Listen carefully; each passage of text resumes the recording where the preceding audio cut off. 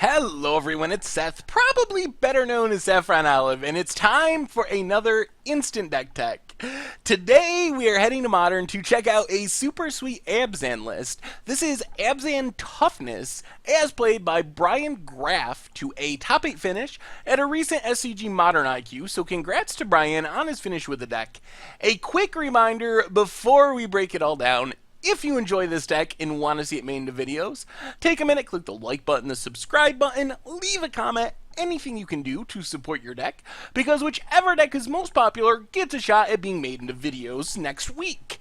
Anyway, let's talk Abzan Toughness in Modern. So people, as you probably know, really like Assault Formation effects. Assault Formation enchantment makes creatures you control deal combat damage equal to their toughness rather than their power, can also pump your creature's toughness, which pumps their power, and lets defenders block.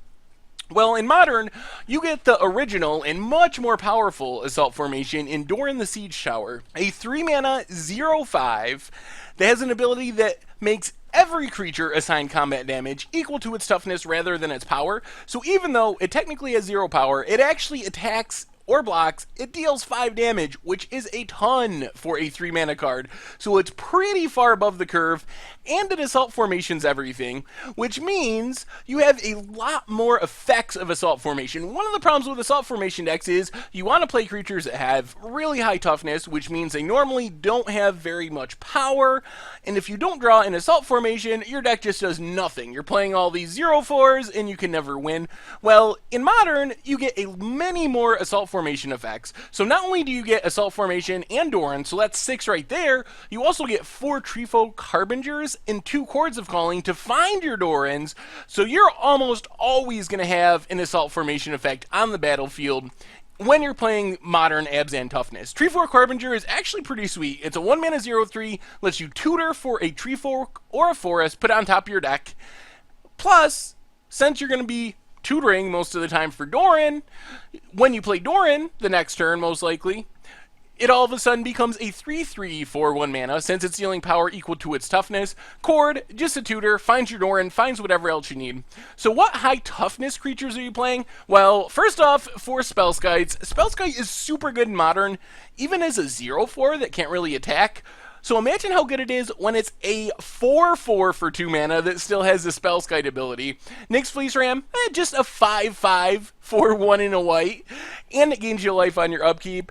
And Laguna Band Trailblazer, a 4/4 for 1 mana. So you have a lot of really above the curve creatures, assuming you have the Assault Formation or a Doran. And like I said, you got so many Dorans in your deck with the tutor effects, you're always going to have one. Then you also get some mana creatures to speed things up. 4 birds, 2 noble hierarchs. So this lets you play your Doran on turn 2 instead of turn 3.